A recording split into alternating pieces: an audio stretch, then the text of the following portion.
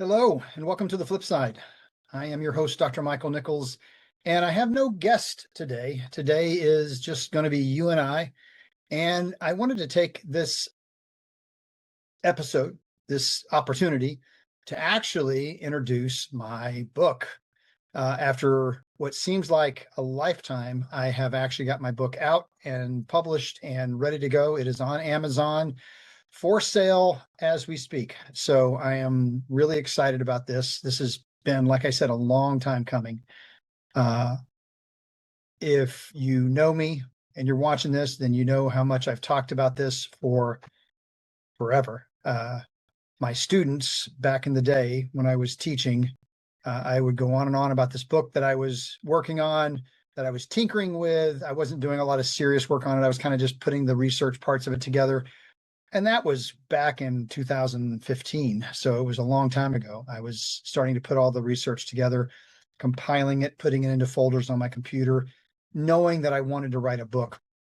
It wasn't until 2019 that I really seriously started writing the book, writing out chapters. I probably finished the first couple of chapters at least in 2019.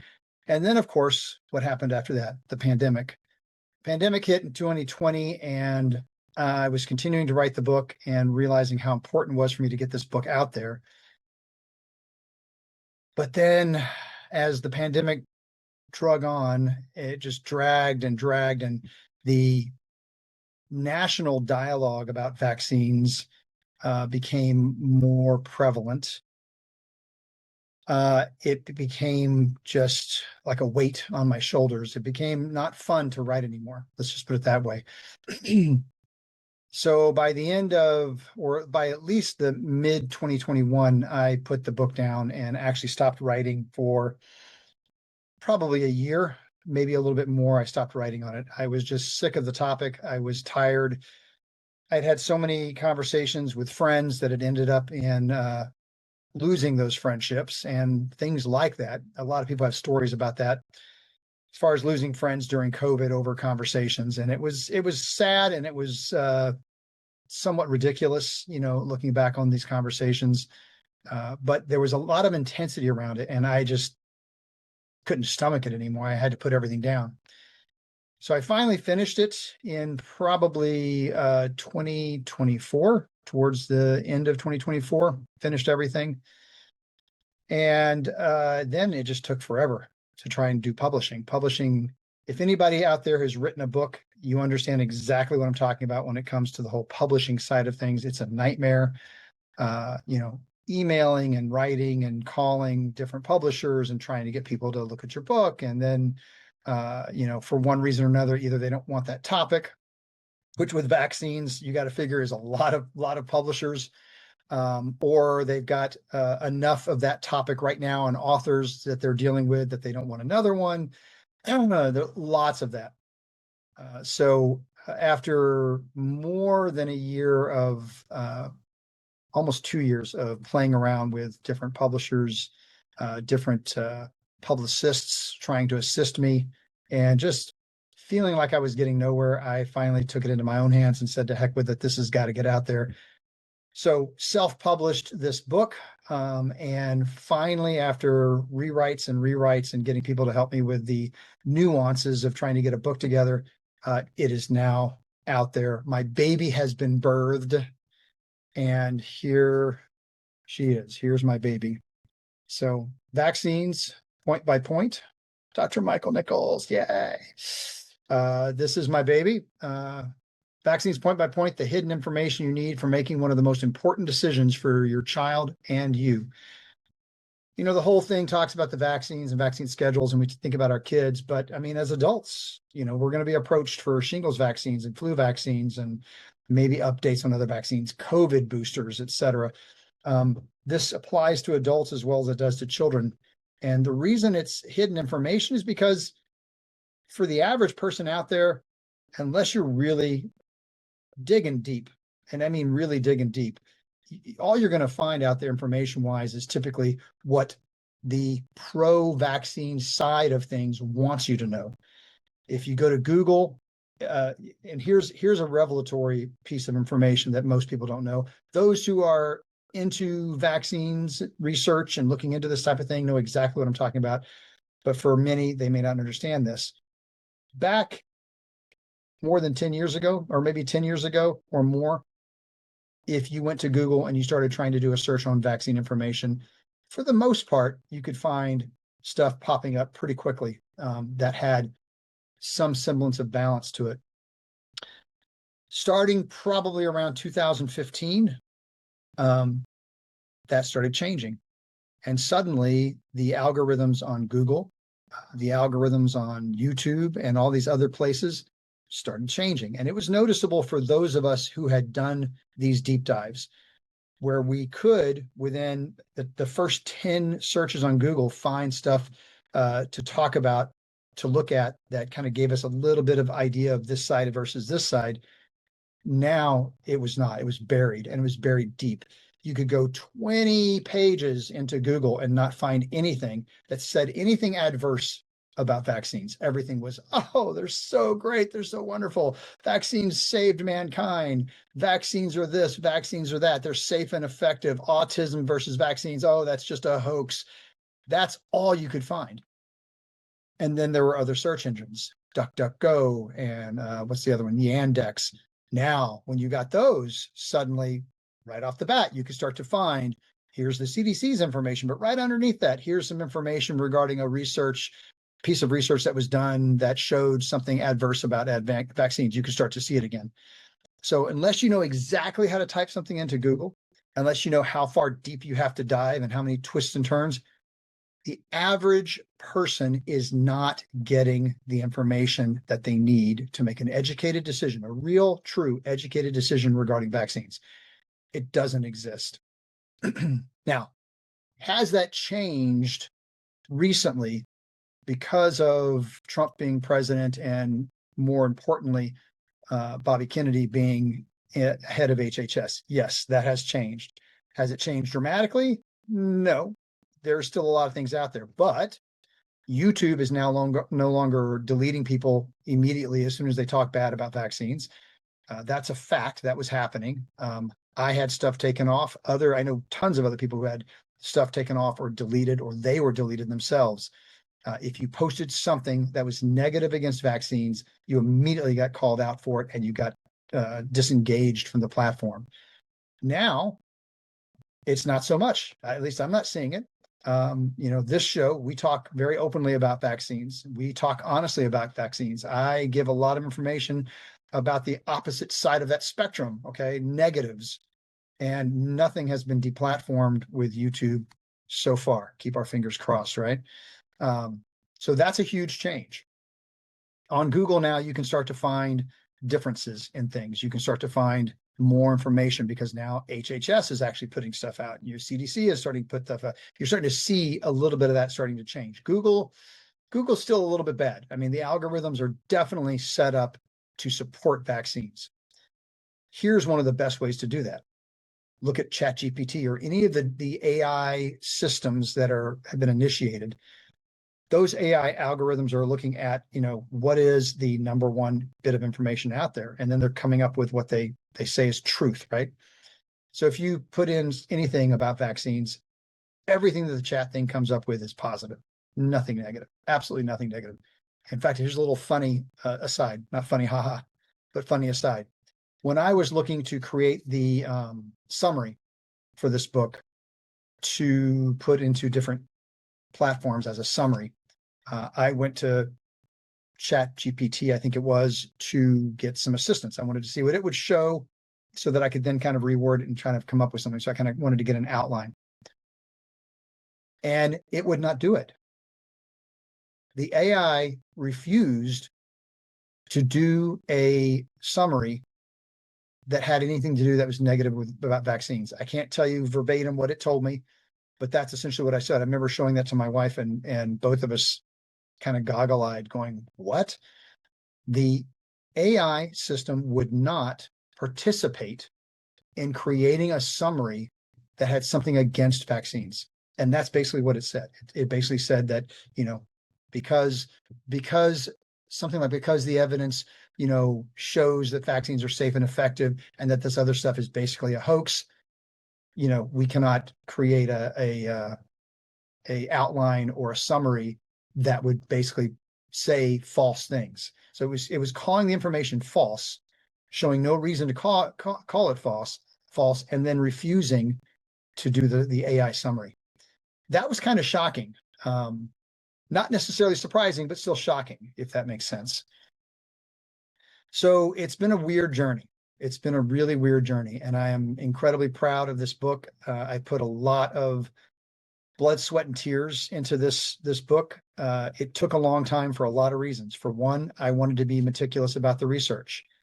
I spent a long time pulling up research, saving it into folders on my computer, categorizing the research into the different points that I wanted to make, and doing that part first. That was my author journey in that sense.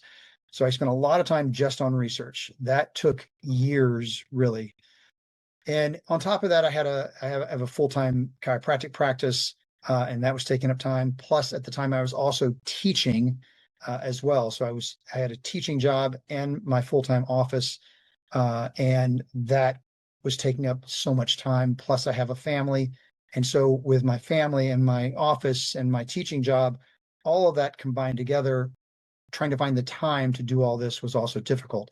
So in all my little points of time, I was doing tons of research, saving that into folders, which I still have all of that saved, so that I could make a book that I could honestly tell you this was not just coming from my ideas or my opinions. This was coming from facts. This was coming from research. This was coming from science. For all those people who like to say that the science is settled, that the science proves that vaccines are safe and effective, that they don't cause autism, that the history of vaccines that they want to talk about is true, that they saved mankind.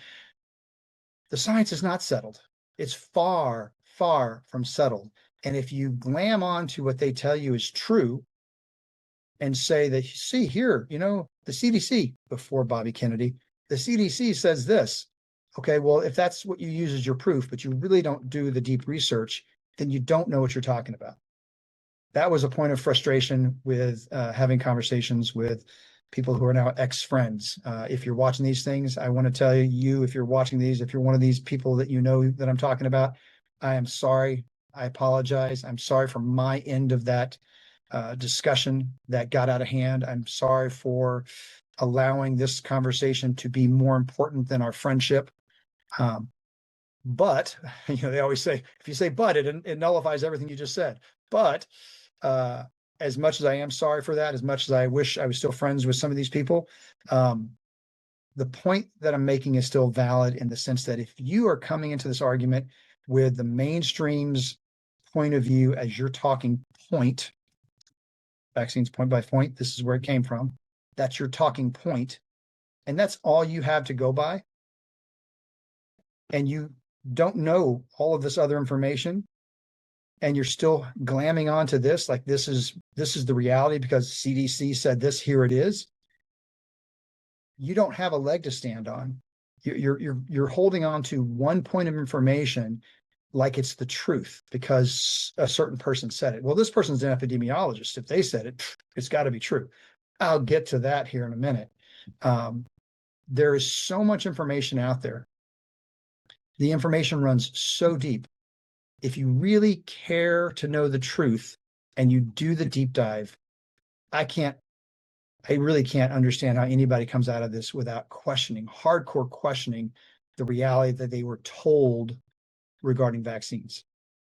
If you really get into the deep dive, I honestly don't understand how you can't come out of it and say, oh, I don't know if it's true that vaccines are this, that, and the other, but at the same time, I don't know. You've got to come out of it questioning. You have to. You can't come out of it and be religious again about it. Aaron Siri has a wonderful book called Vaccines Amen that came out about a year ago. The thing that I really appreciate about that book is it really focused on the idea that vaccines are like a religion with some people.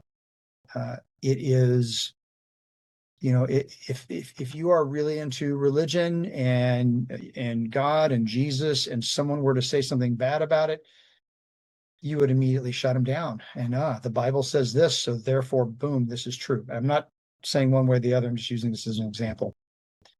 And there's a lot of people that use the conversation about vaccines. They think of it in the same way. Well, I've been told by the CDC, or the authorities that be, that this is what vaccines are. And because I was told by the authorities that this is what it is, that's just what it is. It's faith-based. It's not reality-based. It's not science-based for sure. It's faith-based. So if you're going by what, well, my pediatrician told me this, and I trust my pediatrician implicitly, who are you to say anything wrong about vaccines? You're not a pediatrician. Okay, great. You're a pediatrician. Guess who he was told by, right? And I can tell you firsthand, as a doctor, and yes, the chiropractor is a valid doctor for those who think otherwise. As a doctor, not every doctor does the research. Not every doctor looks deep into information. I would say probably the majority of medical doctors and other types of doctors go by what they were taught in school, go by what their pharmacist rep, whoever else tells them, and then they go by that. They don't do the deep dive themselves to really figure out and understand the reality behind the information that they're being told.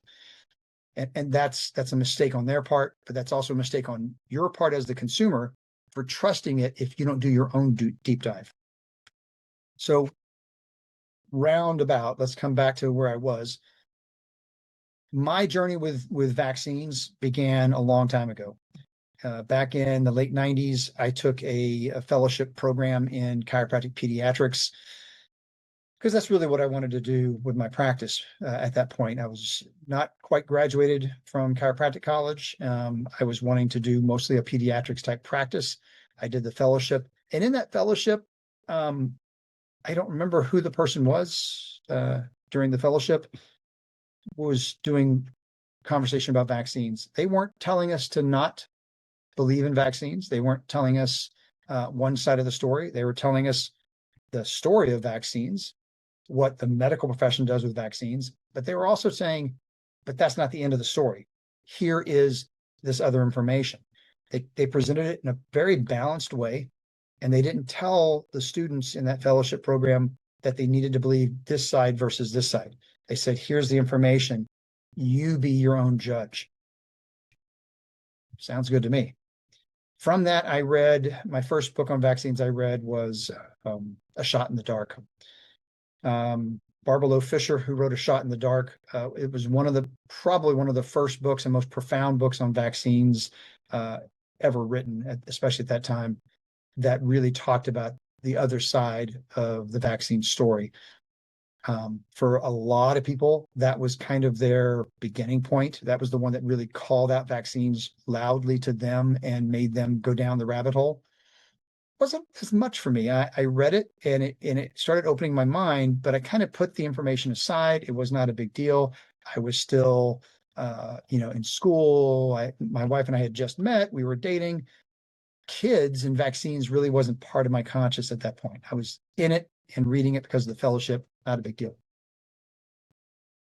Now, fast forward a few years, and we're about to have our first child. I found a book. I don't remember how I found it. It was called The Vaccine Guide. And that book was the book that really made the biggest difference to me. And the reason it did is that book did a great job of looking at the vaccines versus not having the vaccines and what were the risks. What was the risk benefit ratio for the vaccines? Here is the MMR vaccine. Here is what measles, mumps, rubella, what it does as far as the actual statistical data on it, as far as death rates, injury, etc. Here's also the information that this author could find of the harms of the vaccine. Now let's compare those. It was a great book for really trying to show the reader what the reality is between the actual disease and the risks of the vaccine. First time I'd ever seen that. That was a huge eye-opener for me. So from there, I became a pretty diehard, I guess you could say, anti-vaccine person. I never was, let me reframe that, because to be honest, I don't know if I can say I was never one to think that everyone should not vaccinate. But my big thing over the years was that people just need to be educated. People need to know both sides of the story. How can you make an educated decision about such an important topic if you're not being given both sides of the story? That's the big mistake that the pro-vaccine side has made over the years, is trying to hide and denigrate the other side of the story, as opposed to embracing it and talking about it and then trying to win their argument. They might have had a better shot at that. I think they've shot themselves in the foot over the years with that. Over the years, as a chiropractor, I've given hundreds of seminars and lectures to tons of different organizations, from the National Mensa Conference to midwives, groups of midwives, to breastfeeding groups, and all sorts of different groups over the years. And my most important thing going into these conversations was information. Here's the information. Here's what you have been told. Here is the other side to what you've been told. Now you've got both sides. You get to go out and make your decision. I cannot make that decision for you. It is yours to make, because it is your child, or it's yours, you as a person. You have to make that decision. That's why in Vaccines Point by Point, my very first chapter, point number 1, is personal freedom / medical freedom. And in that, I'm making the argument that our foundation of this really is personal choice. Who should be able to tell you what you can and cannot do with medical products in your own body or your child's body? Should the government be able to force you to take a vaccine? We saw that very clearly with COVID. People lost their jobs. Kids were denied school left and right. Even if they had certain exemptions, they were still denied. People were shunned in society. Okay. But if we just look at it from not COVID, but just the regular vaccine schedule, there's a lot of people that would say, well, how are you being forced to take a vaccine? You're not being forced to take a vaccine. No one forces you to give your kids these shots. That's so not true. I mean, if you look at number 1, the fact that schools, okay, this is public schools. If you go if you go to a public school, there are vaccine exemptions available. But the average person does not understand vaccine exemptions, and the schools do not tell you about the vaccine exemptions. They say you have to have your shots. Conversation over. If you are the average person, you don't know about vaccine exemptions. How can I say that so clearly? You don't know all the millions of people and what their ideas are or their knowledge is. You're right, I don't. I know how to read. I know how to have conversations, and everything that I've read, everything that I've seen, everything that I've heard has told me that the average person does not understand this. Over the decades that I was a teacher, I taught anatomy and physiology. Part of that is talking about immunology and vaccines. In that conversation, that is one of the things that I would bring up. The book only gives you the positives. I would say, you know what, here for this one day talking about this subject, let's talk a little bit about balance. I'm not telling you what to do. I'm telling you, here's the balance. And we would talk about the exemptions. And except for maybe 1 or 2 people in rooms of 30, 40, 50 people, no one else understood that there were exemptions. Every single one of them thought that if they didn't vaccinate, there was no choice. Their kid could not go to school, period. That was it. Pediatricians didn't tell them anything. Nobody told them anything. And when I told them about the exemptions, every single one, almost to a person, was shocked that this was a reality, because nobody told them. The other side of the story does not get told to the general public at large.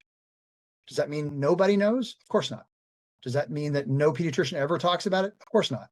But at large, at the larger percentage, no, I don't think that's true. I don't think that they know that.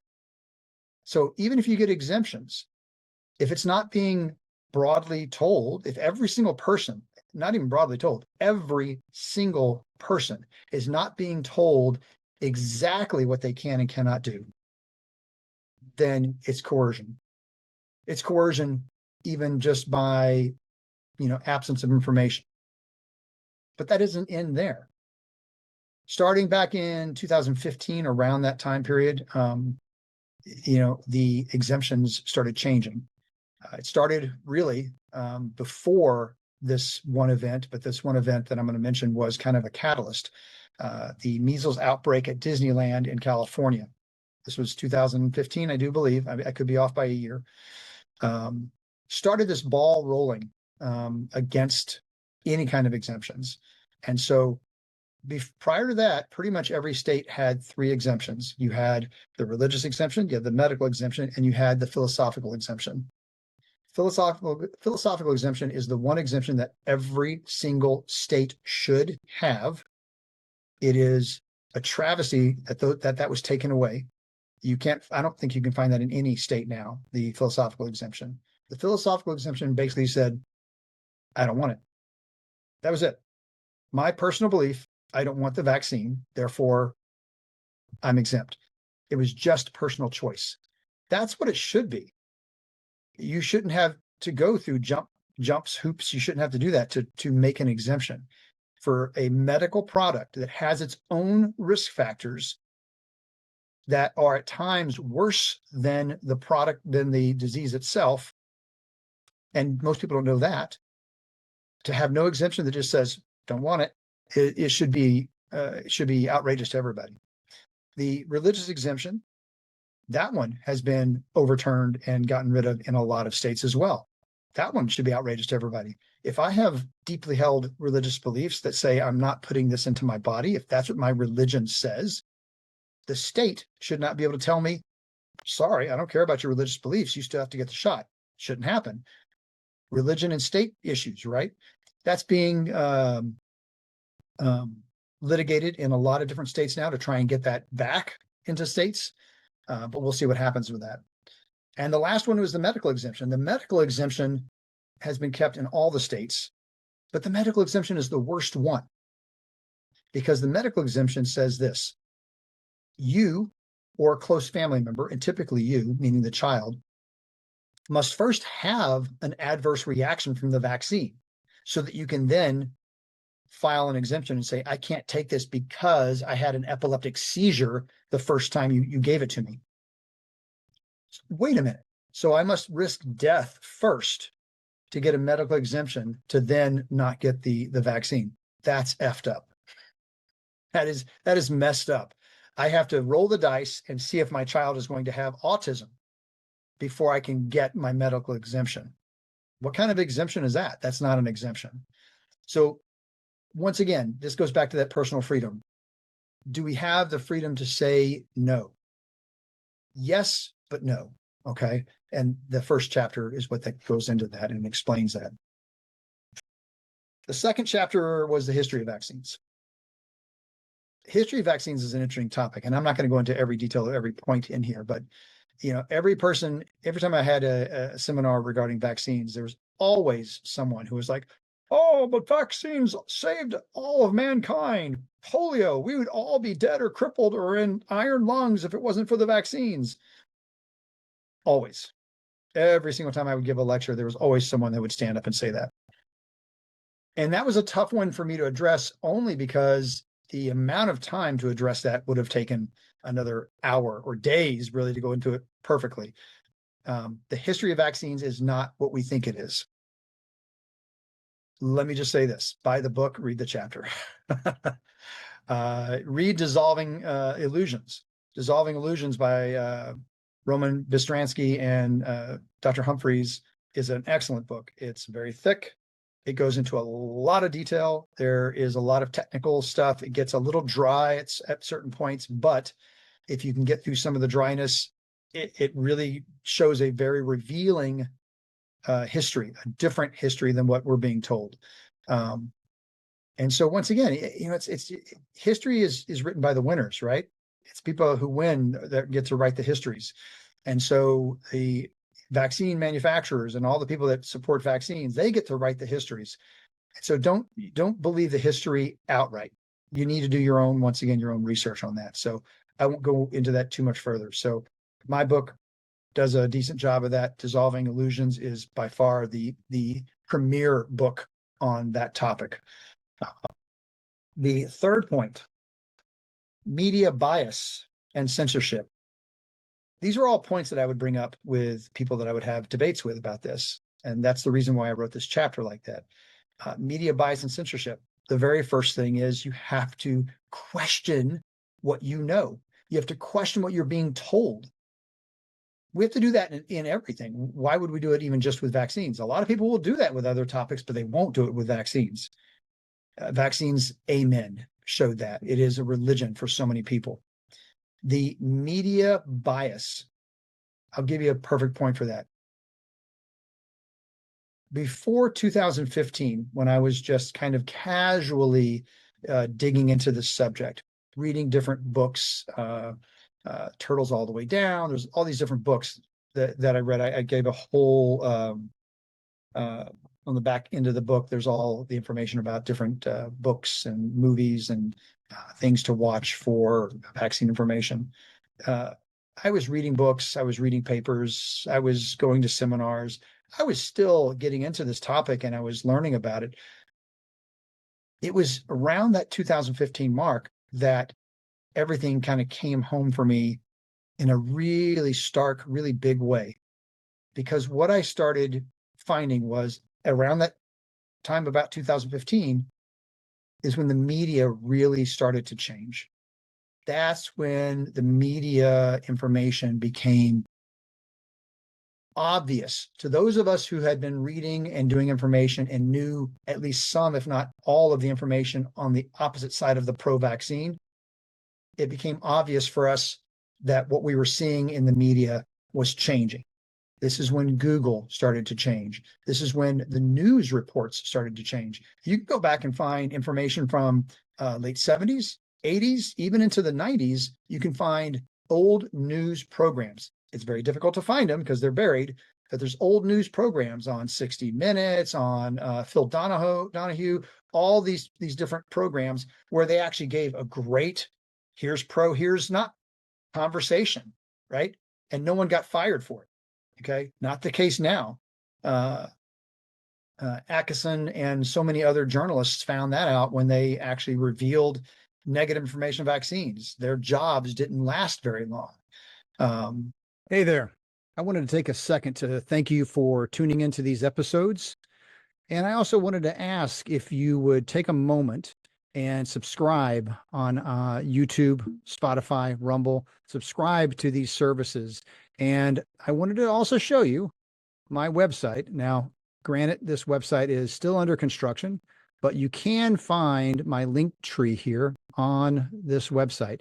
And with this link tree, you can go to everything that I do. You've got YouTube, Spotify, Rumble. You've got my Substack writings if you want to read those, Twitter, Facebook, Instagram.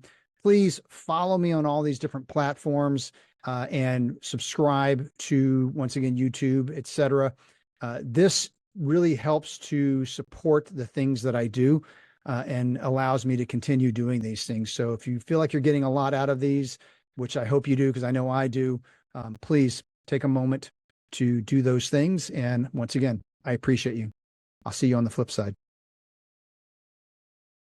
Just trying to remember another journalist's name, and I'm drawing a blank on their name right now, but I'll come back to that. But what I started noticing for myself personally, I remember very clearly, it was probably 2016, 2017. I was driving, I think, to my teaching job. I was driving to my teaching job, and I used to listen to public radio to inform myself. I would listen to public radio, or I would listen to something motivational playing on my phone while I drove or something. And there was a program that came on to public radio, and it was some kind of a vaccine something. But they did this whole program that was 100% pro-vaccine, 100% against the crazy people out there that say anything negative. And the points that they were making, their point by point, was essentially saying all of these falsehoods about information I personally knew existed. I knew it existed. So when they said, they made some kind of comment like, there is absolutely nothing out there that shows any kind of relationship between vaccines and autism. I was like, what the frick? What are you talking about? this is a news program with people who are supposed to be doing investigative news. How can you say that you're doing investigative news or calling yourself even a reporter if the only thing you're doing is doing talking points from the pharmaceutical company or from the CDC at the time? That's not journalism.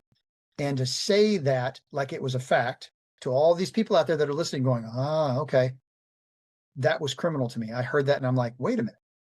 I know for a fact that there's a lot of information out there that if it doesn't prove conclusively, at the very least should make you scratch your head and wonder why the other side of the coin is saying that there's zero proof, there's zero relationship. To say that was a bald-faced lie, and I knew that. And over the next years, I started seeing that and hearing that more and more and more on the TV, on the radio, in the New York Times, crappy paper that it is.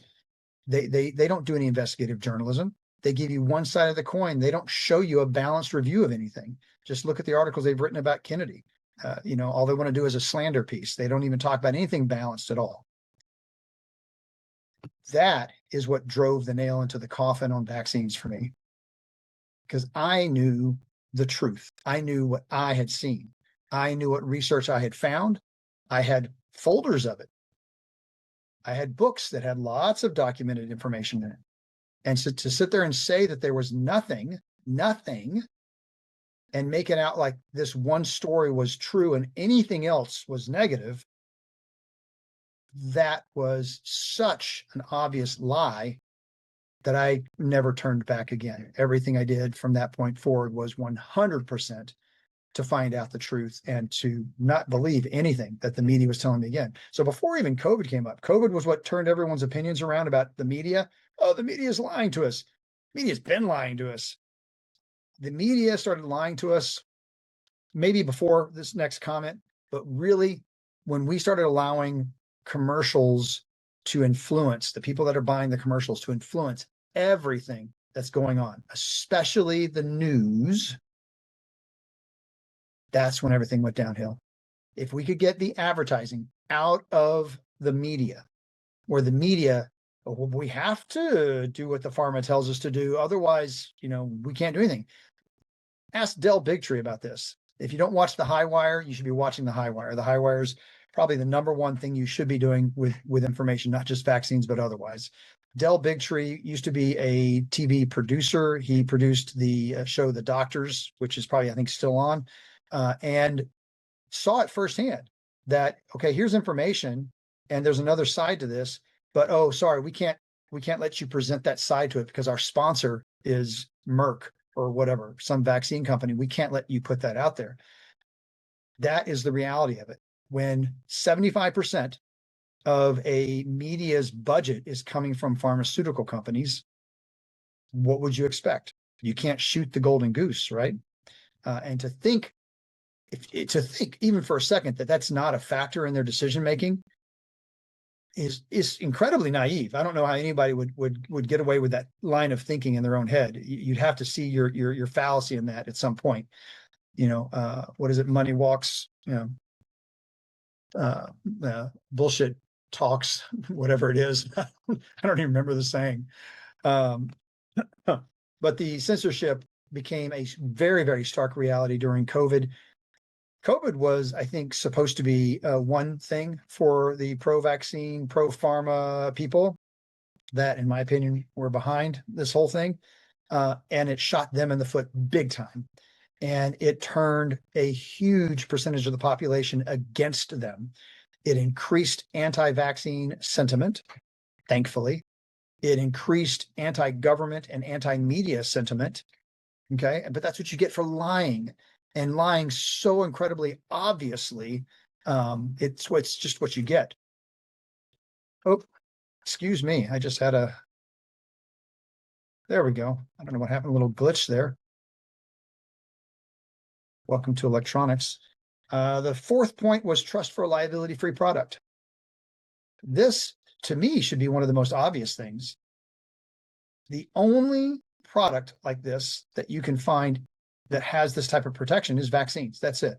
There is not one pharmaceutical product on the market that has liability free.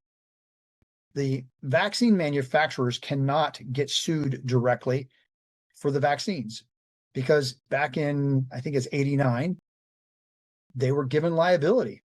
Liability was taken away from them. They had no liability for these things. The government took it on. So once again, someone could say, oh, well, liability is really not taken away because you can sue the government. You don't have to sue the manufacturer. You can sue the government. Okay. Have you ever tried dealing with the government? Just try making a phone call to a governmental agency. And how much fun is that going to be? You're on the phone for hours. They got to call you back the next day, and maybe you miss that call. You're on, hold for hours, and then you get sent to this person, disconnected. Go back into the whole circuit again, and then you got to fill out 10 million pieces of paperwork, and then that gets, one I was not dotted correctly, one T was not crossed, and you got to do it all over again. Believe me, I've dealt with Medicare. Oh my God, nightmare. All right, so dealing with a political body to get your lawsuit handled is a nightmare, and it's capped at such a low limit. You've got, let's say your child gets autism. Now you've got to deal with an autistic child. Let me reframe that. That's kind of a bad way to say that. You have an autistic child that you're going to be caring for the rest of their life. Let's say this child lives to 30, 35, 40 years old. You're dealing with a child that is a child at 35 years old. And all the medical expenses and all the other extra expenses that come from this. And they're capping it, I think, at 200,000, 250,000, I think is the cap. And you're good luck if you get that. Okay. Plus you have to be able to prove that the vaccine caused it. And that is no small feat. Oh my God. All right. The hoops you have to jump through for that is crazy. So there is no real anything for that. The pharmaceutical companies hold no liability if their product kills your child. If their product causes autism, they have zero liability. Name one other product that has that liability on it. None. There is none. Why? If they're so safe, if they're so effective, then why? Why do you have to have this blanket liability? It doesn't make any sense. Oh, well, because back in the 80s they were being sued so aggressively that they were going to all stop making vaccines, and we certainly can't have that. We have to have them making vaccines. So to keep them from stopping making vaccines, we have to give them liability. That's the argument. Okay, well, let's look at that argument. Let's put holes in that argument. Number one, yes, they were being sued aggressively because of DPT and other issues were causing problems with kids, and they were having to pay out big settlements. And so, yes, they came now to the government and said, hey, we can't have this. If we're going to keep getting sued, we're no longer going to make these products. They should have looked at them and said, okay, then don't make them. We'll find somebody else to make them. Go ahead, get out of here. Would you expect an automobile manufacturer to say, well, you know what? We keep getting sued because the seatbelt doesn't work. We keep getting sued because the brakes don't work. And okay, and all these people getting killed and injured. We keep getting sued. I'm not going to make any cars anymore. Would the government then say, well, we're going to cover liability, keep making cars? We would hate that to happen. Of course they wouldn't. They'd say, make a better product, you freaking idiot. Make a better product. Make a better product. Is it really that hard? If it's that hard and you can't make a better product, and yes, it's causing damage to people, then no, you don't get liability. Make a goddamn better product. Excuse me. It's outrageous to me that they got away with that. And it's outrageous to me that to this day, they still get away with it. That's the number one thing. Get rid of the flippin' liability. Get rid of it. Make them make a better product. Hey, if vaccines really were what they said they were, I wouldn't be having this argument with you. But it's not what they say it is. And there's vast evidence to prove that it's not. So if the product is so great, if it really is saving mankind, if it really is so great, then you don't need the liability because it is that great. So prove it by getting rid of the liability. That would be the big thing. Another interesting point, when the liability was given in 89, I think we had something like 3 vaccines, maybe 6. I'm forgetting the exact number. 3 to 6. Let's say 3 to 6 vaccines. Okay. And since then, it's been an explosion of vaccines. The actual number of vaccines has gone up by tenfold. The number of vaccines has skyrocketed. Why?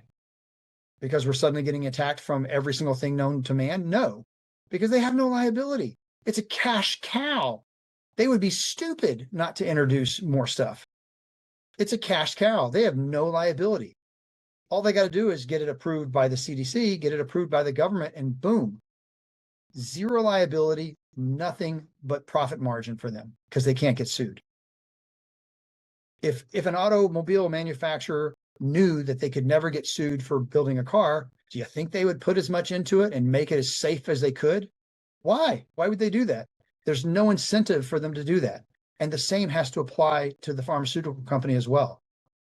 So people who argue against that, I don't understand your thinking. That's some crazy talk there.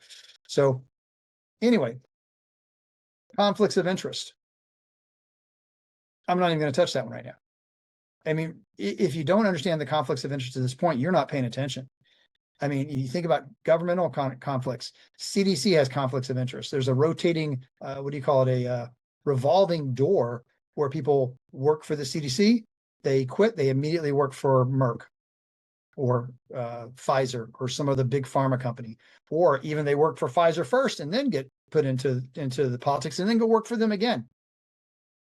Okay, they know that if they stay on the good side of the pharmaceutical company in this position at the CDC, look at Walensky, CDC director, and I'm forgetting off the top of my head who she works for now, but a huge pharmaceutical company. Immediately, as soon as she quit, okay, huge money to be made in going from this point to that point, and that's called revolving door, and there's tons of examples of that, tons. That's not even including the other points of conflicts of interest. We talk about journals, okay? That's a huge topic right now. The Journal of Virology, no, Toxicology, Journal of Toxicology, just withdrew a paper that showed a connection between vaccines and I think it was SIDS, and they withdrew it. And this research paper has been in their journal for 16 years. 16 years. It went through a vetting process to get into the journal. That's what peer review is. So it went through a peer-reviewed process to get into the journal and stayed in the journal for 16 years until Kennedy becomes HHS director. And now suddenly all this focus is on vaccines and injuries and things like that. Oh my God. They suddenly withdraw it, saying that there were too many errors in this publication. Really, there were all these errors and your peer review didn't pick it up to begin with. And not only that, it stayed there for 16 years before you finally figured out that there were these errors in there. Whatever. I don't buy that for a heartbeat, and no one else is buying it either. So what else? What else we got here? Point number 6, unvaccinated are not the cause of outbreaks. If there's an outbreak, the very first thing that you're going to hear, one of the very first things is, oh, well, the percentage of people without a vaccine, this is what caused the outbreak. So if your vaccine is so safe and so effective, why are you worried about the unvaccinated? Really? If the vaccine is supposed to protect you, then it should be protecting you from those that are unvaccinated. And when we have anywhere between 92 and 98% of people being vaccinated, which is what we're looking at with vaccine percentages across the board in this country, that small percentage is what's causing the outbreaks. Yes, maybe in some situations, it's an unvaccinated person that first started this. Absolutely. I'm not going to say that doesn't exist because that would be stupid. But to think that the vaccinated are not causes of outbreaks is also stupid. We have lots of reasons, but there's lots of examples, I should say, that of these situations. Whooping cough is a huge one. The whooping cough vaccine. There are tons of whooping cough outbreaks that the largest percentage of people in these outbreaks were vaccinated. Even the measles outbreaks during the whole Disneyland back in 2015. I'm not good at memorizing numbers. Kennedy can memorize all those numbers. He's got that lawyer's brain. I don't remember them. I have to go back and look them up. If you looked at the cases that year of measles, something like I don't remember the exact percentage. It was a very high percentage, were actually vaccinated of the people that got measles. So when we look at that outbreak, the vast majority of people that actually got measles were vaccinated individuals. So if your measles vaccine is so safe and effective, why are we still getting measles if we haven't, right? Isn't it supposed to? Oh, because it's much more mild then. You know what? Measles in general is much more mild. Okay. If anybody understands measles, can you die from measles? Yes. Can you end up with a serious infection in the hospital with measles? Yes. You can do that with the flu. And most people don't think about the flu as anything that serious. Most people think of the flu as, I got the flu this year. No big deal. They don't scream and panic like they do with the measles. Do you hear the media talking about the flu and the people dying from the flu every year? No, you don't hear that. You'll hear about it with the measles, over 2,000 cases, maybe one death, maybe. Okay, the deaths, there's a lot of controversy about the deaths, so you can't say for sure that there was even a death related to the outbreak right now. Maybe one death. And with the flu, most years, we're talking thousands of people, and most of them vaccinated. Yet you don't hear that in the media because it's not worth the hype. Okay, moving on. Point number 7, vaccines are not perfectly safe. I think we kind of covered that. Point number 8, vaccines and autism. Well, there's nothing that shows any kind of connection with that. Really, I've got over 30 pieces of research in this one chapter to show a connection between vaccines and autism. So to say that there's zero, which is what they say, zero connection, zero proof that there's any kind of connection, 1,000% not true. I've got over 30 documented pieces of research to show that. And that's not even including the whistleblowers. Thompson, who blew the whistle for the movie Vaxxed, who came out and said that the information was doctored. This guy still works in his original position with the CDC. He still works in that. We're hoping to get him out in the open to talk about this more now. He kept his job because the whistleblowers laws allow him to keep his job. But he blew the whistle. He was recorded on phone discussing this. That research was doctored that showed a much higher percentage of people getting autism with the vaccine than not, but that was doctored to show otherwise. What about that? Okay. So there's lots of information there. Vaccinated versus unvaccinated. Once again, there are actually quite a few vaccinated versus unvaccinated studies. They're small. They're done outside of HHS because HHS at that time wouldn't pay for those kind of things. People who are pro-vaccine would say it's unethical to do a vaccine versus unvaccinated study because the children who are not getting the vaccine are not getting the benefit of the vaccine. It is unethical to not give them the vaccine. Therefore, we cannot do a study to compare vaccinated versus unvaccinated. That's a great excuse for you. Boy, that really helps you. Great excuse. Now you can try to say that you got away with that because you have this wonderful excuse. The problem is, once again, we need the information. What about people who don't get vaccinated? Do they get as much chronic disease, as many allergies, as much asthma, as much autism? We need to know that, right? And all of the vaccinated versus unvaccinated studies that I've seen, and I've seen a bunch of them, every single one of them have the same conclusion. And that is that the kids who are vaccinated are actually more sick from all of these other issues and higher rated in autism than those who are unvaccinated. So do we need more, better studies? Yes, absolutely we do. I 100% support that. But we have to look at the ones that have been done too and say that there's got to be something there because we've had enough of them repeated over and over again. Yet every time it's just a matter of saying, no, every single one of those studies is false because of this, this, and this.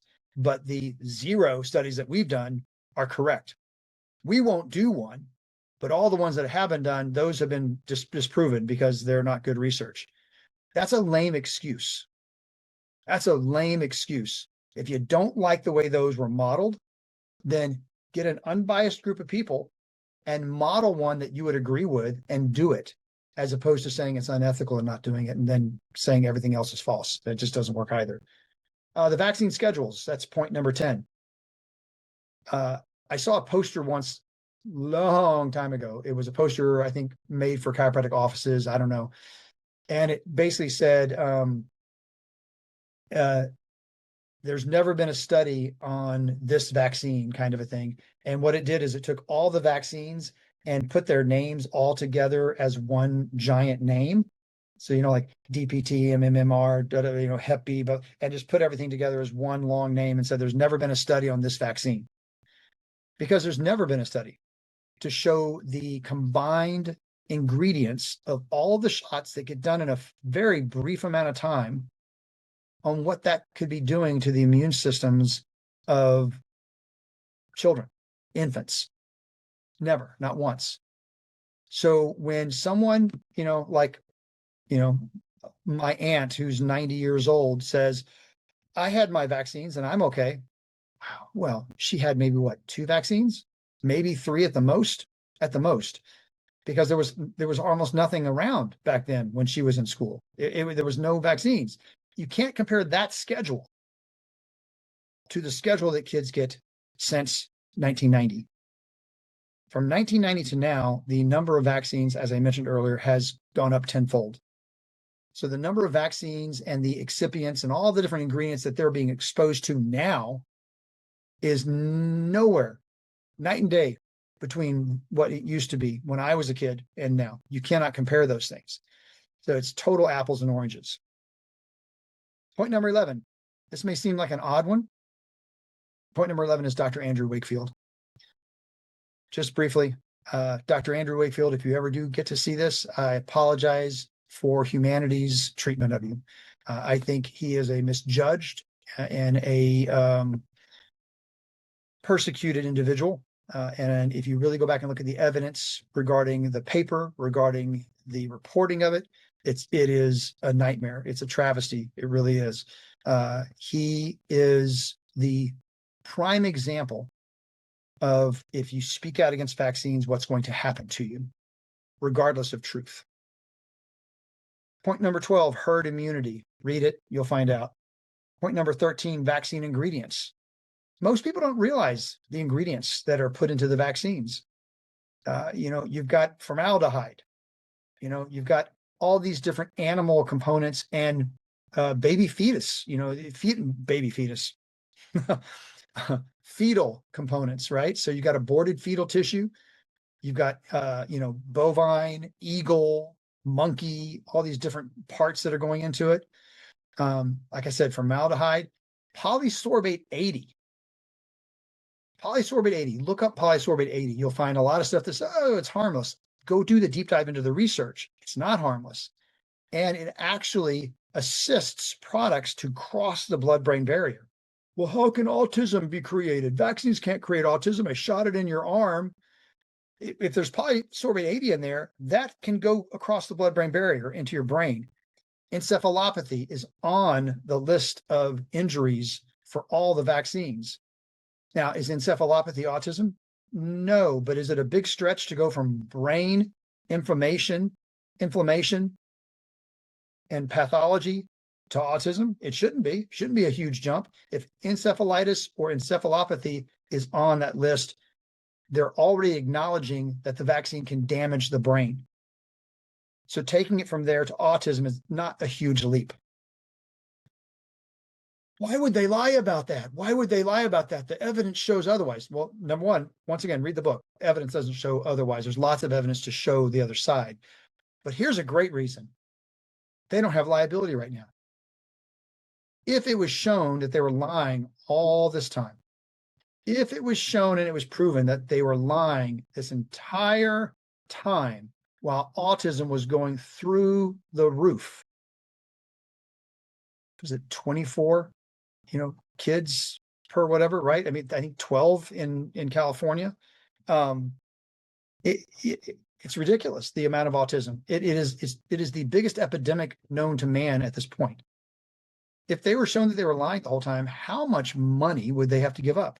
How many businesses might get shut down? How many people might actually go to jail?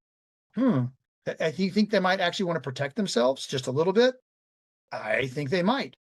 So there's a huge motivation for them to continue saying the same story over and over again in hopes that nothing's going to happen to them. The truth will remain hidden. The truth is coming out. What was I saying? Point number 14, chickenpox and shingles. Interesting story there. Point number 15, risks versus benefits. I mentioned that earlier. I do a brief chapter here, kind of echoing a little bit about what that one book talked about. Point number 16, I love this chapter. You're not a real doctor. How many times have I heard that? You're not a real doctor. What what is your opinion worth? Your opinion is not worth anything. You're not a real doctor. Making that voice. I need to drink water. You're not a real doctor. You're a chiropractor. Oh, how many times have I heard that? Okay, whatever. Go do your own research. Okay. You're not an epidemiologist. You're not a medical doctor. Okay. Well, I made a whole chapter dedicated to that. And what I did in there is I listed medical doctors and epidemiologists and pathologists and PhDs, people with the types of pedigrees that they want to argue you must have, who were blackballed and blacklisted and lost their jobs and have been denigrated for speaking out about vaccines. There's a lot of them, folks, a lot. Now, the funny thing is, and this used to happen when I would make these and have these debates with people, they would say, Michael, you're a chiropractor, no offense. You're not an epidemiologist. You don't know what you're talking about. I'm like, do I have to be an epidemiologist to have a brain? Do I have to be an epidemiologist to be able to understand this topic? No. And hey, I am a doctor. I spent 4 years in my bachelor's and I spent 4 years in chiropractic college. I got 8 years of studying underneath my belt. I taught anatomy and physiology and pathophysiology for 20 years. I think I understand the topic pretty gosh darn well. Okay. I think I understand it pretty well. So no, I'm not an epidemiologist. So then when I would give them a medical doctor's opinion or an epidemiologist's opinion, oh, they've been discredited. You demand that you see something from this individual of this profession, but then when shown someone from that profession, their particular opinion is invalid. They've been discredited. So this entire chapter has dozens and dozens and dozens of people of those pedigrees saying the kind of same things I'm saying right now. But of course, every single one of them has been discredited. So we can only listen to the epidemiologist that says what I want them to say. That's the kind of arguments that we get. The final point, okay, let me rephrase that. There was a final point after this, but the last point on the list, point 17, is the SARS-CoV-2 agenda. So talking about COVID. I won't get into that either. That's a very long chapter and read it to understand. But I think most people who are listening to this would probably agree that there was a lot of things very questionable that happened during COVID. So that's my summary of my book. Oh, and one more thing here. So I was deeply, deeply, deeply honored that the foreword for my book was written by Brian Hooker. If you know who Brian Hooker is, if you don't know who Brian Hooker is the Chief Scientific Officer for Children's Health Defense. He's also one of the people that was responsible for bringing Vaxxed and the other Vaxxed movies into production. He is a co-author and author on books. Brilliant man, great heart, has vaccine-injured child himself, and is a true, true, true warrior of this cause. And I am deeply honored that he wrote the foreword for my book. And on the back of the book, I have a quote from James Lyons Weiler, who is as a scientist, was a professor at a college, an author of his own right. He wrote an excellent book on autism, the links between autism and vaccines. Excellent book. He's the founder and CEO of IPAC, which is the Institute for Pure and Applied Knowledge. And on the back of the book, he wrote, "Vaccines Point by Point is a deeply important and timely critique of vaccine science and public health policy. It takes a courageous and analytical approach to exposing systemic failures that have eroded trust in these institutions." Once again, my heartfelt thanks and deep gratitude for James allowing me to use that quote on the back of my book as well. So just to show, and I know everybody knows how to get to Amazon, but here is my book on Amazon. It's a strange thing as an author. If you're an author out there, you know exactly what I'm talking about, to be able to go to Amazon and say, there's my book. There's my baby in print. It has been birthed. It is right there. There's that quote from James. And so, you know, would I like everyone out there listening to buy my book? Duh.